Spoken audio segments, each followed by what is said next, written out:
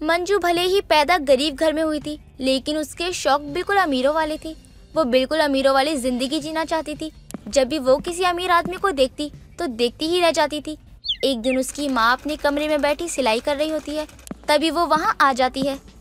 माँ, आप तो ज्यादा से ज्यादा समय मशीनों के साथ ही बिता देती हैं। आपको सब कुछ याद रहता है, बस मेरी कही हुई बातें याद नहीं रहती। क्यों सुबह सुबह पूरा घर सर पर उठा रही है? कौन सी बात भूल गई मैं तेरी? यही कि तुझे अपनी सहेली की शादी में जाना है और मुझे तुझे साड़ी दिलवानी है। अरे माँ, आपको तो सब कुछ याद है। मुझे तो लगा आप भूल गई हैं, इसलिए मुझे गुस्सा आ गया था। अगर मैं ऐसे ही छोटे छोटे चीजें भूलती रही ना तो फिर ये घर कैसे चलेगा? क्योंकि अगर तुझसे अगर कोई काम बोल दो तो वो अगले जन्म तक नहीं होता है। तू क्या खाक घर संभालेगी? नहीं माँ, ऐसा मत बोलो। समय आने पे मैं सब कुछ करती हूँ। मैं घर भी संभाल सकती हूँ और घर का सारा काम भी कर सकती हूँ। हाँ हाँ, क्यों नहीं, वो तो मुझे पता ही है कि तू कितना और क्या काम कर सकती है। मुझे मत सिखा। 10 बजे सोकर उठती है, उसके बाद मुझ पर चिल्ला रही है कि मैं तेरा काम भूल गई। अच्छा ठीक है माँ, गुस्सा क्यों कर रही हो? मान ली मैंने आपकी बात की गलती मेरी थी। अब चलो जल्दी से, मुझे शाम को अपनी सहेली की शादी में जाना है, देर हो जाएगी। हम अभी ही चल के साड़ी लेकर आते हैं।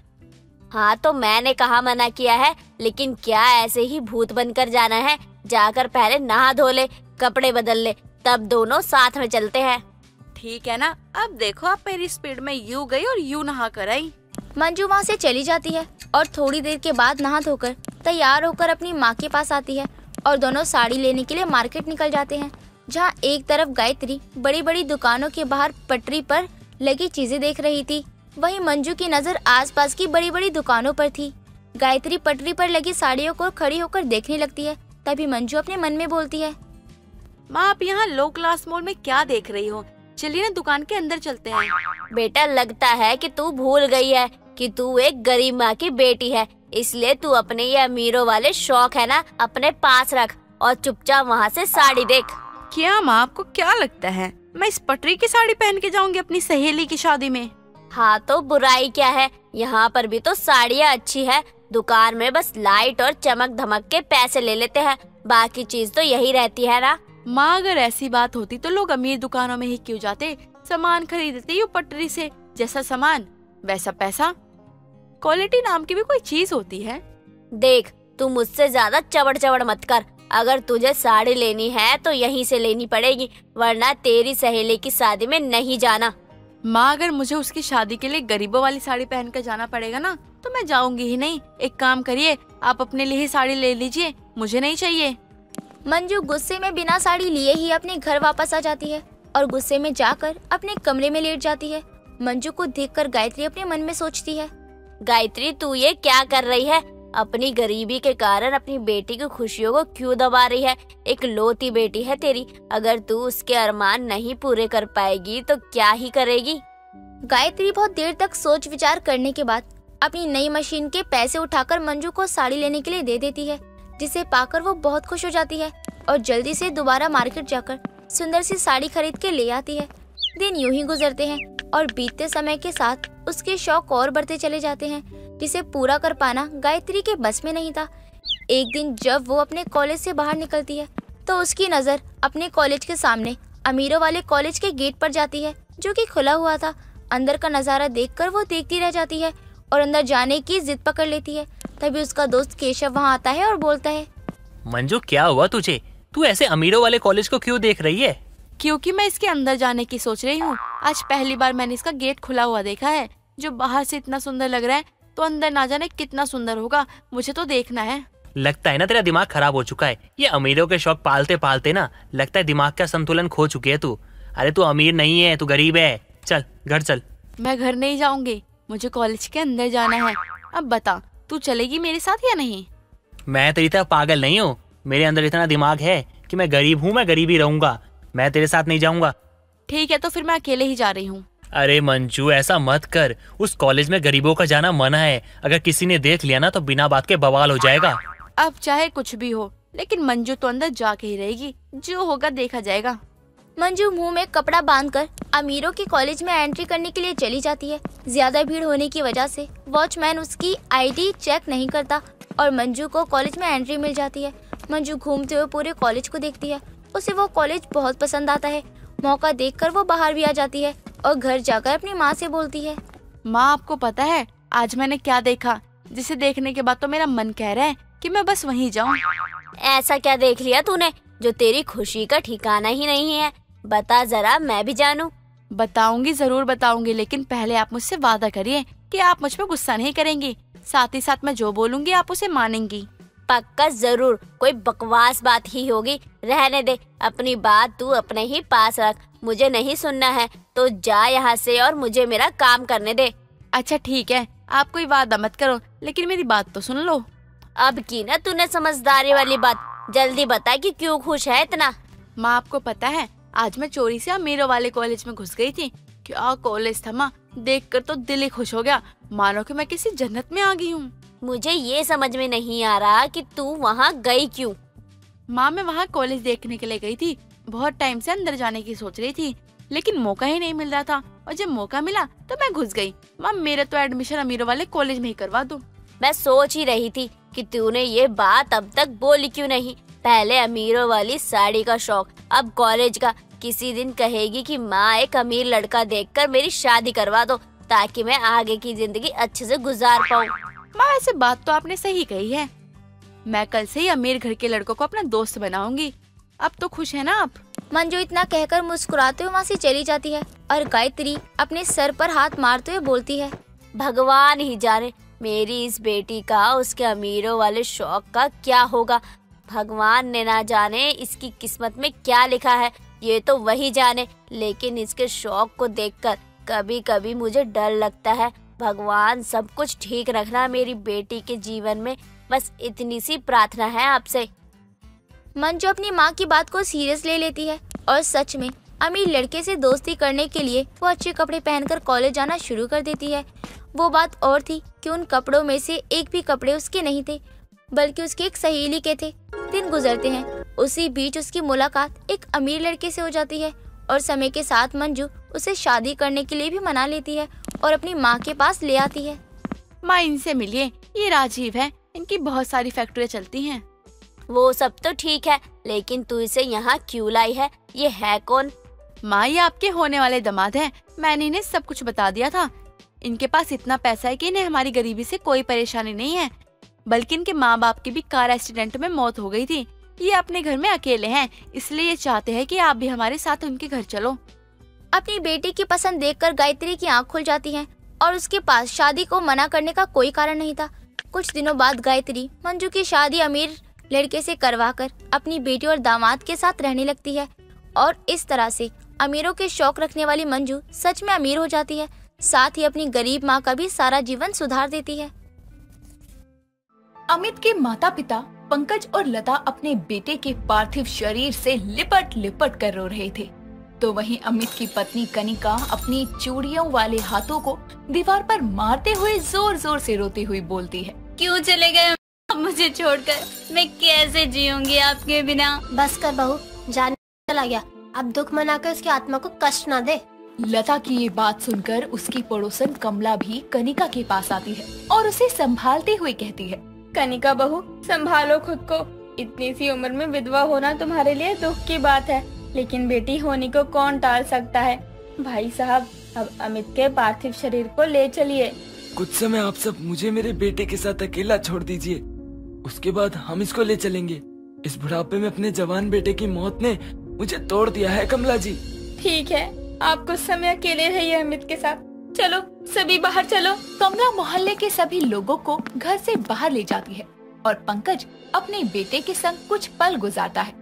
कुछ देर में सभी जब अमित के पार्थिव शरीर को लेने आते हैं तो उसका चेहरा कपड़े से पहले से ढका हुआ था और जैसे ही एक आदमी उसके चेहरे से कपड़ा हटाने लगता है तो पंकज उसे रोकते हुए बोलता है, अरे क्यों उसका मरा हुआ चेहरा हमें बार बार दिखा रही हो?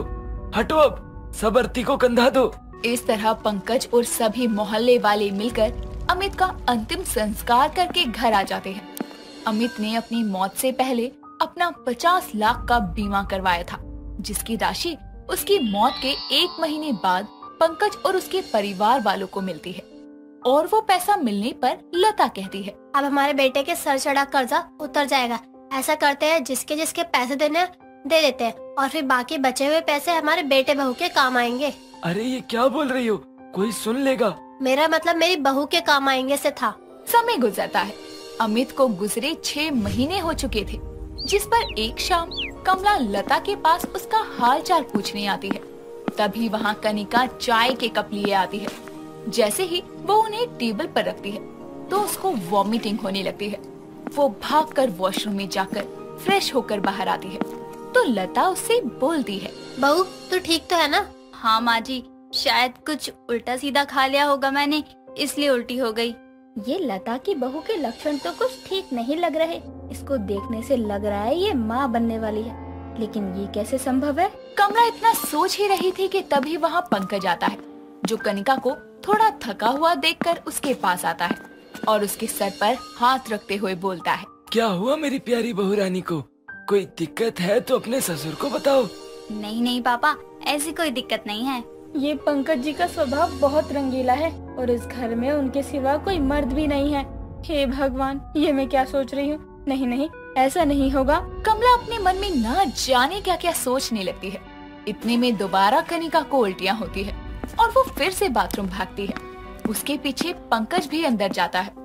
कमला ये देखकर लता से कहती है, लता बहन, एक बात कहूँ, बुरा न मानो तो तुम्हारी बहू के लक्षण ठीक नहीं लग रहे। ये इसको बार बार उल्टियाँ होना माँ बनने की निशानी है। क्या बहू माँ बनने वाली है?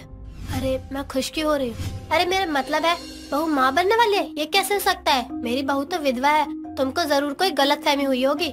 बेचारी लता, अगर ये सच हुआ कि पंकज और कनिका का चक्कर चल रहा है तो बेचारी लता तो बर्बाद हो जाएगी। अपनी बहू के बच्चे को पोता कहेगी या बेटा। कमला ये सब सोचते हुए घर से निकल जाती है। जिसके कुछ देर बाद जब कनिका और पंकज बाहर आते हैं तो लता उनसे कहती है, ए जी, कमला कह रही थी कि बहू के लक्षण माँ बनने वाले हैं। मैंने उसको बोल दिया ऐसा कुछ नहीं है, लेकिन हमें जाकर एक बार बहू की जांच करवानी चाहिए। मोहल्ले वालों से छुपते छुपाते लता और पंकज कनिका को हॉस्पिटल लेकर जाते हैं, जहां डॉक्टर ये कंफर्म करते हैं कि कनिका माँ बनने वाली है। जिसके बाद वो तीनों घर आकर सभी खिड़की दरवाजे बंद करके कनिका से कहते हैं, बहू देख, तू माँ बनने वाली है, इसलिए जब से तेरा पेट निकलने लगेगा तब तू घर से बाहर पैर तक नहीं रखेगी, क्योंकि मोहल्ले वालों ने अगर तुझे ऐसा देख लिया तो बहुत बड़ा बवाल मचा देंगे। ठीक है माँ जी, मैं ध्यान रखूंगी। कनिका अब अपनी प्रेगनेंसी को छुपाने के लिए घर में ही रहती थी। समय गुजरता है और कनिका की प्रेगनेंसी को 6 महीने हो जाते हैं, जिसके चलते एक शाम जब लता और पंकज किसी काम से बाहर गए थे तो उनके घर एक पार्सल आता है, जिसको दरवाजे पर से लेने के लिए कनिका को जाना पड़ता है। और उस बीच सामने के घर से कमला कनिका और उसके बढ़े हुए पेट को देख लेती है और कहती है, हाय हाय, ये तो सच हो गया। ये क्या बेशर्मी लगा रखी है इन लोगों ने। बहू बेटे के मरने के 1 साल बाद माँ बनने वाली है। अब तो पक्का ये बच्चा इसके ससुर का ही है। ऐसे बेकार लोगों को मैं अपने मोहल्ले में नहीं रहने दूंगी। कमला लता की विधवा बहू की कोख में उसके ससुर का बच्चा है, ये बात पूरे मोहल्ले में फैला देती है। जिसके बाद कमला के साथ साथ मोहल्ले के कुछ लोग मिलकर एक सुबह लता और पंकज के घर के बाहर इकट्ठे होते हैं। ये देखकर पंकज बोलता है, अरे अरे कमला जी, अपना ही सुंदर चेहरा दिखाने आप सुबह सुबह आ गई। और ये क्या, मोहल्ले की और औरतें भी आई हैं? अरे पंकज जी, शर्म कीजिए। अब तो अपना ये रंगीला अंदाज छोड़िए। कैसे घटिया लोग हैं आप, ये सब करते आपको शर्म नहीं आती? कनिका अंदर से सब सुन रही होती है। तभी बाहर खड़ी कमला पंकज से कहती है, आप दोनों पहले अपनी बहू को हमारे सामने लाओ, फिर बताते हैं हम कि हम यहाँ क्यों आए हैं। अरे अरे अरे, क्यों? मेरी बहू नहीं आएगी मोहल्ले वालों के सामने? नहीं जी, वो नहीं आएगी। आप बताइए हमें क्या काम है आपको? हाँ हाँ, हमें पता है क्यों नहीं आएगी, क्योंकि आपकी विधवा बहू प्रेग्नेंट है और उस विधवा की कोख में अपने ससुर का बच्चा पल रहा है। हाय हाय कमला जी, इतने सुंदर मुंह से आप कितनी अच्छी बात कर रही हैं। अरे मेरी बहू के साथ मेरा चक्कर और उसकी कोख में मेरा बच्चा। राम राम राम, कितनी गंदी सोच है आपकी। ऐसा है तो बुलाओ अपनी बहू को। अगर वो माँ नहीं बनने वाली तो मैं झूठी, तुम सच्चे। फिर तुम मुझे जो बोलो मैं वो करूँगी। लेकिन अगर वो माँ बनने वाली है तो हम मोहल्ले वाले तुम तीनों का मुंह काला करके इस मोहल्ले से निकालेंगे, क्योंकि हमारे घरों में बहुओं को बेटी माना जाता है और ऐसी गंदी हरकत करने वाले इस मोहल्ले में नहीं रह सकते। इसलिए बुलाओ कनिका को। सभी जोर जोर से कनिका का नाम लेने लगते हैं, जिसके चलते ना चाहते हुए भी उसे सबके सामने आना पड़ता है। और जब वो सबके सामने आती है तो उसका बड़ा हुआ पेट देखकर कमला कहती है, हाय देख लो कैसे बेशरम लोग हैं, झूठ बोलते शर्म नहीं आती। नहीं आंटी, हमने कोई बेशर्मी नहीं की। ये बच्चा ससुर जी का नहीं, वो मेरे पिता समान है। आप ऐसे कैसे कह सकती हैं? अरे तुझे क्या समझाओ, तू क्या निकली? पति के मरने के बाद दूसरी शादी कर लेती, इतना ही था तो अपने ही ससुर के साथ। छी छी छी, देख क्या रहे हो मोहल्ले वालों? कीचड़ उठाओ और फेंको इनके ऊपर। सभी मोहल्ले वाले हाथों में कालीक और कीचड़ लिए उसकी तरफ बढ़ने लगते हैं। तभी लता, पंकज और कनिका के पीछे से एक आवाज आती है, रुक जाओ। सभी आवाज सुनकर रुक जाते हैं और तभी सबके सामने आता है अमित। अमित को जिंदा देखकर सबके पैरों तले जमीन खिसक जाती है। तभी अमित सबसे कहता है, कनिका ने कुछ गलत नहीं किया, न ही मेरे पापा ने। ये बच्चा मेरा और कनिका का है। वो विधवा नहीं है, बस विधवा होने का नाटक कर रही थी। इतना बड़ा झूठ, लेकिन क्यों बोला तुम सबने? हमारे ऊपर 25 लाख का कर्जा था, जिसको चुकाना बहुत मुश्किल था। अमित ने अपना एक 50 लाख का इंश्योरेंस करवाया था, जिसके बाद हमें लगा वो कर्जा उतारने के लिए कुछ करना पड़ेगा। तो मैंने अपने झूठे एक्सीडेंट की कहानी रची, जिसमें मेरी मौत हो गई। आप सबकी नजरों और इंश्योरेंस कंपनी की नजरों में मेरी मौत एक्सीडेंट में हुई थी, जिसके बाद मेरी फैमिली को इंश्योरेंस का पैसा मिल गया और उन्होंने हमारा कर्जा उतार दिया। और जब से अब तक अमित छुपकर ही अपने घर में अपनी पत्नी और माँ बाप के साथ रह रहे थे, और ये बच्चा भी उन्हीं का है। लेकिन ये गलत है, फ्रॉड है ये। तुमको इसके लिए जेल हो सकती है। हाँ जानता हूँ, लेकिन अब अगर मैं बाहर नहीं आता तो मेरी पत्नी पर इतना गंदा इल्जाम सच लगता सबको, और मैं उसके साथ ऐसा नहीं होने दे सकता था। अब मुझे जेल भी जाना पड़ा तो मैं चला जाऊंगा। अमित के जिंदा होने पर उसके परिवार को इंश्योरेंस का पैसा वापस करना पड़ता है और खर्च किया हुआ पैसा वो अपने घर को गिरवी रख कर देते हैं, जिसके बाद कुछ समय अमित को जेल तक जाना पड़ता है।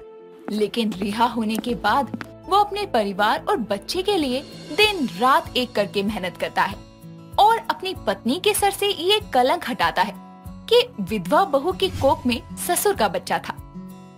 नेहा एक बहुत ही सिंपल और छोटे घर की लड़की थी, जो अपने घर वालों के साथ एक छोटे से किराए के घर में रहा करती थी। उसके घर में उसके साथ उसकी माँ सुमित्रा, पिताजी सुखवीर और छोटी बहन ज्योति रहते थे। उसके पिताजी की नौकरी चले जाने की वजह से घर की आर्थिक हालत बहुत ही ज्यादा खराब हो गई थी। ऐसे ही एक दिन ज्योति अपनी माँ सुमित्रा के साथ मार्केट से सब्जियां लेकर घर आ रही होती है कि तभी वहाँ संजय और विकास नाम के लड़के उसे छेड़ना शुरू कर देते हैं। आए हाय, क्या कमर है तेरी जाने मन। मर जावा यार, इतनी दोपहर में भी ठंड लग रही है शिमला की तरह। आए हाय। माँ, आप चलो यहाँ से। ऐसे लोगों के मुंह लगने से कोई फायदा नहीं है। भाई क्या कर रहा है तू? चल घर, क्यों परेशान कर रहा है? चल ना। अबे तू चल ना, साले खुद को तो कुछ करना नहीं और मुझे भी नहीं करने देता। संजय जबरन ज्योति को पकड़ लेता है और उसके करीब जाने की कोशिश करता है। सुमित्रा अपनी बेटी को बचाने की बहुत कोशिश करती है कि तभी संजय उसे जोर से धक्का देता है और सुमित्रा के सर पर गहरी चोट लग जाती है। ये देखकर दोनों वहाँ से रफू चक्कर हो जाते हैं और जल्दबाजी में संजय का आधार कार्ड वहीं गिर जाता है। ज्योति वो कार्ड उठाती है और अपनी माँ को लेकर जल्दी से हॉस्पिटल चली जाती है। साथ ही सभी घर वालों को भी वहाँ बुला लेती है। सभी लोग वहाँ पहुँचते हैं। तभी नेहा बोलती है, ज्योति, ज्योति, ये सब कैसे हुआ? मुझे बता, कौन थे वो लोग? किसने किया ये सब? दीदी पता नहीं वो कौन था। ये उसका कार्ड गिर गया और मैंने उठा लिया। दीदी, माँ को कुछ होगा तो नहीं? इतने में वहाँ डॉक्टर आते हैं तो पता चलता है कि देर हो जाने की वजह से सुमित्रा की जान बच नहीं पाई। ये सुनते ही पूरे परिवार पर दुख के पहाड़ टूट जाते हैं। अपनी माँ की मौत नेहा के अंदर बदले की भावना को जन्म देती है। मैं तुमसे अपने परिवार के एक एक आंसू का बदला लूंगी। जैसे आज मेरा परिवार तड़प रहा है ना, ऐसे ही तुम्हें तड़पा तड़पा कर मारूंगी।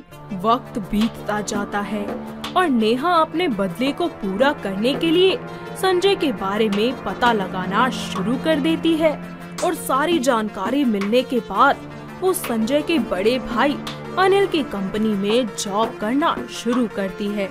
अनिल को पहली ही नजर में नेहा पसंद आ जाती है और देखते ही देखते वो नेहा को अपना दिल दे बैठता है।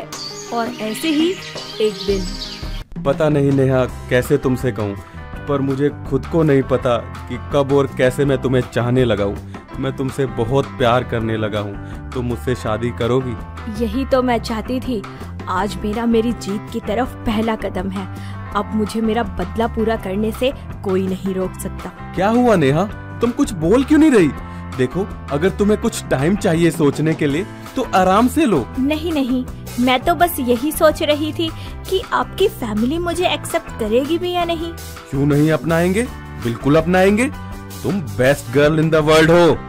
दोनों प्यार से एक दूसरे को गले लगा लेते हैं और कुछ ही दिनों बाद अनिल नेहा से कोर्ट मैरिज कर उसे अपने घर ले जाता है, जहां उसकी मुलाकात संजय और विकास से होती है और वो शुरू से ही उन दोनों के बीच फूट डालना शुरू कर देती है। अरे विकास भैया, आप अभी तक घर में ही हैं। तभी तो संजय भैया बोल रहे थे कि आप किसी काम के नहीं हैं। आप तो बस क्या भाभी, संजय भैया ने क्या बोला? बताओ मुझे भी जानना है कि वो आखिर मेरे पीठ पीछे क्या बोलते हैं। वो संजय भैया बोल रहे थे कि आपको तो कुछ नहीं आता, आप तो बस मुफ्त की रोटियां तोड़ते हैं। और साथ में वो कह रहे थे कि आपको ना इस घर से धक्के मार कर निकाल देना चाहिए।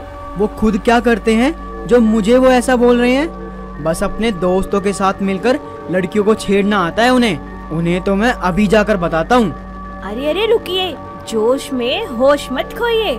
मतलब भाभी? देखो, अभी आप जाएंगे तो क्या होगा, आपकी और उनकी लड़ाई होगी और क्या। और आप घर में सबसे छोटे हैं तो माँ और अनिल भी आपको ही उल्टा बोलेंगे, यही होगा ना। और वैसे भी संजय भैया तो यही चाहते हैं ना। हाँ भाभी, आप सही बोल रही हो। तो क्या करूँ मैं? जैसे अभी आपने मुझे बताया वैसे ही सारी सच्चाई पुलिस को बता दो और उनका भांडा फोड़ दो, फिर देखना कैसे सजा मिलती है उन्हें। पर भाभी, भाई है वो मेरे, उनके साथ ऐसा करना ठीक रहेगा? कौन सा भाई? अरे वो भाई जो आपको घर से निकालना चाहता है, वो भाई जो आपके पीठ पीछे खंजर घोंप रहा है। अरे सजा दिलवा देनी चाहिए ऐसे इंसान को, तो तभी तो आपका सर गर्व से ऊंचा होगा। आगे आपकी मर्जी। विकास नेहा की बातों में आकर ठीक वैसा ही करता है और अपने बड़े भाई संजय को सलाखों के पीछे भेज देता है और संजय से बोलता है, अब आपको आपके किए की सजा मिलेगी। भाई देख, तू मेरा छोटा भाई है ना, तू अपने भाई के साथ ऐसा मत कर भाई। विकास संजय की एक नहीं सुनता और वहाँ से चला जाता है। विकास के जाने के बाद नेहा वहाँ आती है। नेहा को देखकर संजय बोलता है, अच्छा हुआ भाभी आप आ गई, प्लीज मुझे यहाँ से निकलवा लो। पता नहीं विकास को क्या हो गया है, वो मेरे साथ ऐसा क्यों कर रहा है भाभी। सही कह रहा है संजय, तुम एक खूनी हो और तुम्हें तुम्हारी सजा जरूर मिलनी चाहिए।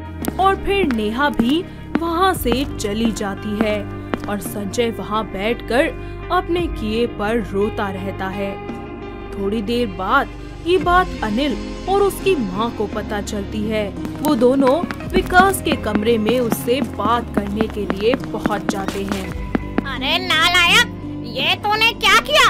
अपने ही भाई को जेल भेज दिया। बोल, तूने ऐसा क्यों किया? माँ, आपको नहीं पता कुछ, मैंने जो भी किया है वो सब सही है।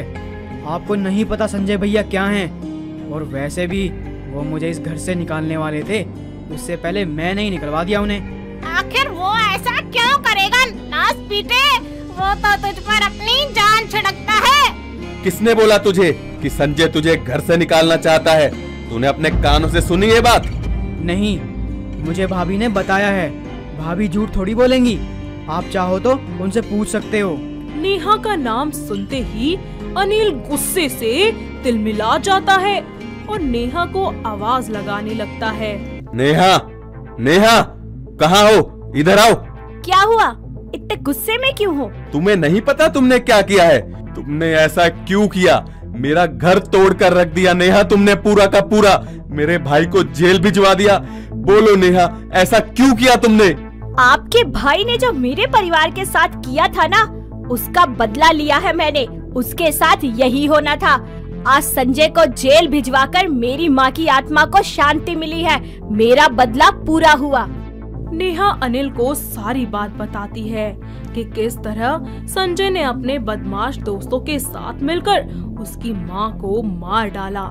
नेहा की बात सुनकर अनिल की गर्दन नीची हो जाती है और वो नेहा से अपने भाई की गलती के लिए माफी मांगता है। पूरी सच्चाई जानकर अनिल, विकास और उसकी माँ सभी लोग नेहा का साथ देते हैं और संजय को कड़ी से कड़ी सजा दिलवाते हैं, जिसके बाद वो सभी लोग पुरानी बातों को भूलकर एक साथ खुशी खुशी अपने जिंदगी में आगे बढ़ते हैं।